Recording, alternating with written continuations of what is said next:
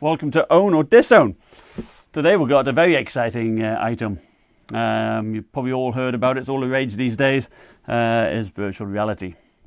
As you know, there's two main competitors in the field at the moment. You've got the Oculus Rift and the HTC Vive. They're all PC based, and of course you've got the the more affordable options using your cell phone, like the Gear VR, Google Cardboard, that type of thing. So we'll be taking a look at the HTC Vive at the moment. It comes in a rather huge box, but basically, it just puts you in a new world. You can walk around your room with the headset on. You've got full 360-degree motion tracking. It comes with all kinds of controllers and things. So we'll be taking an in-depth look at it here on our YouTube channel, and also a full written review on our website, www.OWNorDisown.com. So without further ado, let's take a look at it now. The HTC Vive virtual reality headset. And I must admit, it's a marvelous device. I'm not sure if you haven't tried one of these, so even the Oculus Rift, please go out and give it a go. The Oculus Rift you can demo at Best Buy. The HTC Vive here, you can do it, I think it's any Microsoft store or GameStop store, whatnot. So yeah, I mean, it should be readily available now. I think HTC Vive have got over some of their shipment problems. I think if you order it now, you can get it within like 3 days. That's great. Oculus Rift, I think they've recovered some of their delays now, and they're now shipping. Well, I had pre-ordered one back in January, and it was going to ship in July. I think they're now up to August, so you can still get one of those. And I believe the touch controllers are coming out later on, certainly this year, perhaps in time for the holiday season. But anyway, looking back at the HTC Vive, it's very solid. One thing I do like about it, my youngest daughter, who's 5, she's not tall, but she drops it from her head and it bangs on the floor, and it is rock solid. I mean, it could take a beating. I wouldn't purposely give it a beating, of course, because it's so freaking expensive, but it's worthwhile giving it a go. I like it. It's solid. It comes with a couple of foam inserts which you can easily take out. A thinner one and a thicker one here. I've got a thinner one on here at the moment, and I wear glasses, and there's a bit of a cutout. We'll do some closer up pictures, but there's a cutout here which does help with the rim of the glasses, but it's just foam, so I've even cut even more out there, depending on how much your glasses stick out the side here, just so it doesn't dig into your head so much. What I do like about it compared to the Rift is that you can alter the distance by pulling up these knobs here and rotating it backwards and forwards. So the distance between your lenses and your eyes, you can alter that, as well as the distance between your eyes there. So that works well. You do that by rotating this little knob down at the end here. So it's much more adjustable than the Rift. The problem I had with the Rift when I demoed that, and I went to 2 stores to try it out, you can just do the interpupillary distance, and mine was maxed out, and I could still see, it's like you're looking at a pair of binoculars, the merging of the 2 lenses in the middle, and that was so off-putting for me. Plus also, the field of view on this compared to the Rift seems larger to me. It's rounder, the lenses here, so you don't see the edges. But on the Rift, it was like square, and it was like looking, through a box. Plus with that the thing with the lenses in the middle, it was just wasn't working. That being said, I thought the Rift certainly had clearer for looking at text. The small amount I used it. It's not saying that the Vive is bad at all. It's just that you might have to adjust it a little bit up and down just to make sure you get the text right. It's not the best for text, but it serves its purpose. It's okay. Screen door effect, you certainly see that. I see it mainly on when I'm playing Project Cars, for instance. I could do with a greater resolution on that. I could definitely see the screen door effect on there, but most other games, you don't notice it at all. You really don't. The only other time I've noticed it really is when doing the cinema application, where you can pretend you're in a whole big movie room, and you see the screen, you see the screen, the movie in front of you, and that looks low resolution, and you can see the screen door there, particularly in high contrast scenes. So, but you know, it's great. I mean, in the games, it's fantastic, and once it's so immersive. With the you know, the controllers you have here and the base stations, you can, depending on the size of your room. I mean, mine's probably a good 3 meter by 3 meter, and you know, you forget where you are. You think you're actually in that space. So my kids, my wife likes it. I mean, you know, she was the biggest naysayer I knew, and she likes it. So it's certainly worth having. And certainly the chaperone system, whereby you see the green, you can alter the colours, but basically the wall around your play space to tell you that not to go any further. That is great idea. And of course, if you press your buttons here, you can get you press your menu button, you get you can have a, looks like a postcard with a camera feed from up here, the camera, and you can see what's in your room. You can look at people, you know, if someone's trying to get your attention, which is pretty hard to get sometimes. You can check on that. You've also got what's a bit like the Predator view. You know, you press a button and it everything comes in Tron lighting, or like the Predator view, I call it, really. I tend not to use that much. I tend to use the camera feed, just looking around, because you know, if you want to pick up a cup of coffee, it's easy to see there, and that works quite well. One bit that didn't seem to work certainly was the simply press F1, I think it is, to do a knock through the headphones to get your attention. That could never work. So invariably, someone you could be shooting aliens and stuff, and you get a tap on the shoulder and you shoot yourself. But other than that, you know, it's it's fine. Let's see what else is there. I mean, it's got all these knobbles here. These are the sensors from the base stations fire these infrared lights or whatever, and I mean, it's so accurate the picking up the movement, and you've got the same sensors around here. You might, I don't know if you can notice in this video here, I've got some white paint here because I accidentally punched the wall, but again, this is solid too. I mean, I've heard of reports of people breaking it, of course. I mean, I have whacked the ceiling, I've whacked the wall. And one good thing about whacking walls and things with this, your hand's pretty enclosed here, so you're not going to hurt your hand. I mean, this is going to whack the wall, not your hand, so you're not going to you're not going to damage your knuckles. I was a bit skeptical initially also about the touchpad here, but it's perfect. It's very sensitive. You know, I know it's on the Steam controller now. I thought, but that's a bit rubbish, but it works great. I love it. The trigger, that's fine. You know, and it's perfect for, you know, sword fencing games, or you know, putting the golf, because it feels fairly natural. Even holding a gun, it's very, very realistic in that regard. So the only issues I've ever had really is sometimes it's you do lose something like viewing of it sometimes. So I played some games and suddenly my hands disappear. I've got no hands. Oh, there are my hands. My hands are stuck in the ground. Hands. Oh, it moved around there, I felt a bit dizzy. Ah, they're back. But on the wrong hands. Or you could be, some games you're crawling on the floor, you know, and you're trying to unscrew screws and do stuff. And that might be in the corner of the room, so you might lose a bit of signal there, and it sort of, you lose a hand, or you lose your screwdriver, or the room flips out. You get those things occasionally, but I'd say that's on a minority, really. Now, setup on this is, you know, can be a bit daunting at first. I mean, there's so many parts in the box. You've got the two base stations. Of course, you've got the two controllers. You've got power adapters that charge all of the, you know, charge these up, power the base stations. You've got a big 16-foot connecting wire that you can connect the two base stations together, although they do sync wirelessly too. I have mine connected because I thought I might as well do that. Of course, you've got the headset. What else you got in there?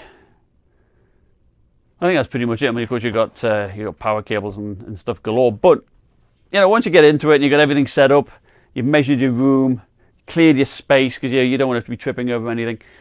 You know, it's took me an hour and a half to get set up all in all. But that's, I was drilling holes in the wall. So I'm reading all your, you got to read the instructions. But you go through the computer and you basically put the controllers on the floor. You put the heads, you can put the headset on the floor too. And it's just so that you determine where the floor is, because you're in 3D space after all. Then you've got to go through the rest of the setup process of outlining your workspace. You can either do by pressing, go in the advanced mode by pressing the trigger in each corner of the room, and then it draws like a square or a rectangle in that space. Or you can just go around and tracing it, and it always, if you've got a funny shaped room or whatnot, like I've got a bookcase sticking out at the side, it'll make a rectangle accordingly there. So, it's fine. But, in theory, the on-screen process there says like 25 minutes, half an hour. And if you watch all the videos and so forth. And of course, that's what I did. So I watched all the videos just to go through it all, drill all the holes. And that took me an hour and a half. But I didn't have any problems. I didn't have any issues saying, oh, no, it's got no signal. This doesn't work. That doesn't work. I'd certainly recommend that you have everything charged up first. So have these charged up and everything plugged in right, and then you should be good to go, I think. Yeah. Now there's lots and lots of different games out there. Most of them are by indie developers, but they're taking feedback. If you look at the forums, they're taking feedback very seriously, and they're improving things all the time. There's lots of early access games which you can play around with and again give feedback and watch them improve. But there's some great ones too. There's games where you're holding a sword and a shield and you're whacking 6-foot trolls in the head. There's Space Pirate Trainer where you're shooting alien drones above your head. Make a sound on your feet when you're leaving, suffocate man, stay dark heart, you're gonna get it, drag you, recite on a bloodshed, Batman, need a mark right, you can get bleeding, resting, sleep, price, gonna get him locked in the ways of the warrior, chase on, gonna take a beating, slingshot, ninja, dealing in the ways of the base, stop breathing, gonna make fun of the feet, you're leaving, suffocate man, stay dark heart, you're gonna get it, drag you, recite on a bloodshed, need a mark right, you're done dead, bleeding, watch them stay, cause gonna get him locked in the ways of the laser.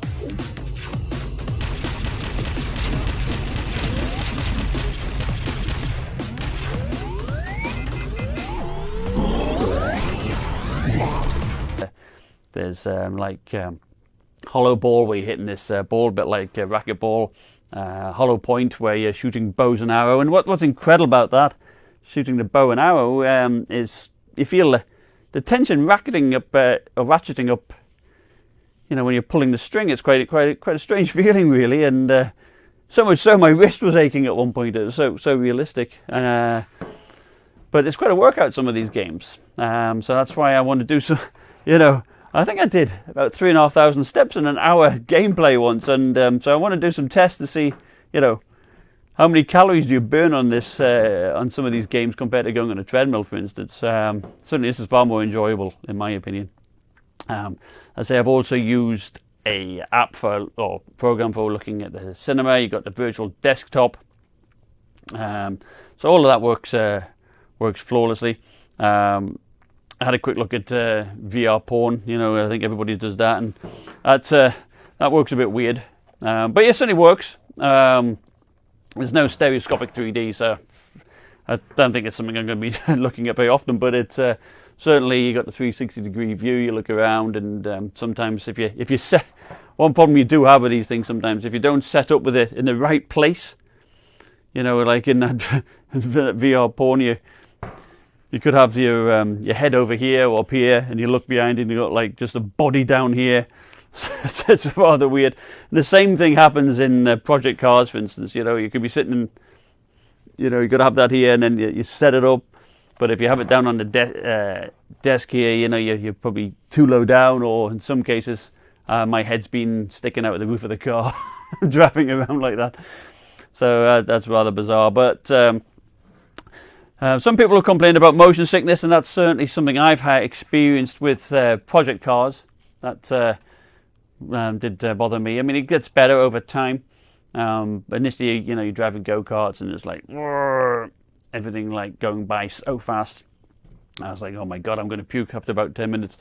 Drive a bigger car with a smaller field of view. I think that helps.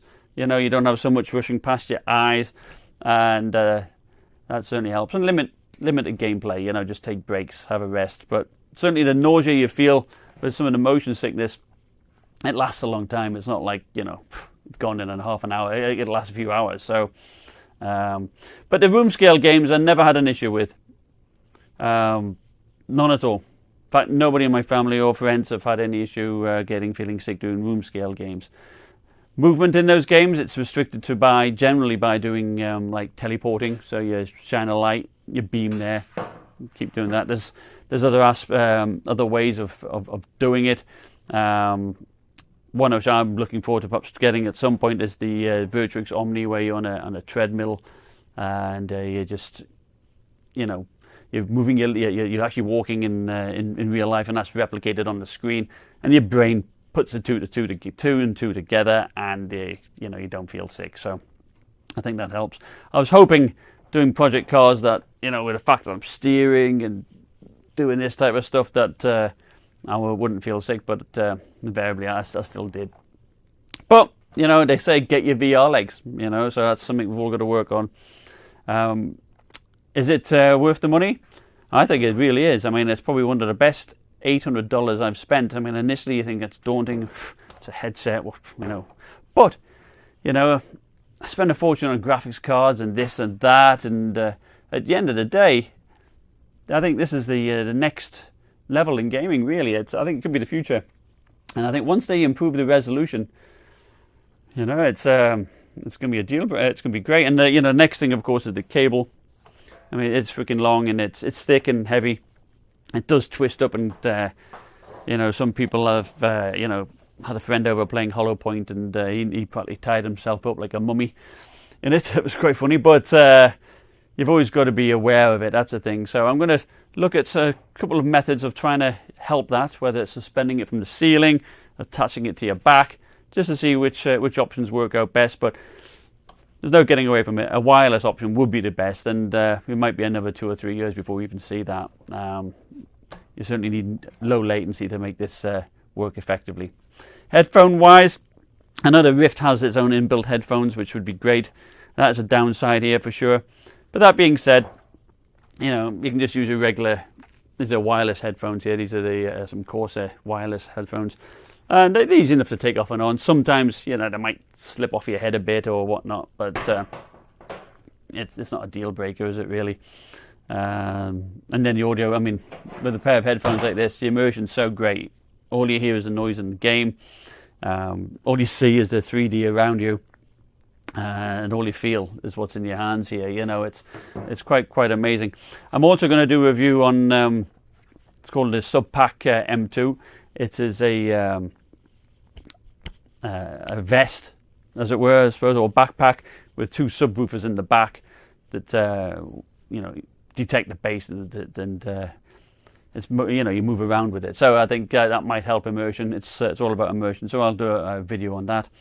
But to sum up, I'd say this is definitely a must-have buy. I mean, if you've got the $800 and the PC to handle it, then it's worth having. Going back to the PC requirements, I think basically a modern Core i5 Haswell base CPU is fine, and let's say a GTX 970 or an AMD is it 280 or something like that is fine. But I think you could probably even go a bit lower, really, if you're not too demanding on the game. If it's some of these games aren't pushing that many pixels, really, so. I'll do some tests to see whether my Alienware 15 laptop, for instance, can play it. You know, and that would be ideal. You know, shove that in a backpack and no wires at all, then perhaps. But you know, well, let's just see how it all pans out. But all in all, I do like the flexibility. I like the solid build of it. It's taken some punishment, and you know, I can see one day that all of us sitting in the living room will be all sitting with these on and not talking to each other. Alright, well, thank you for your time. If you liked my video, please give me a thumbs up, and if you're so inclined, please subscribe. And also remember, you can read full written reviews on my website, www.OWNorDisown.com. Thanks again very much.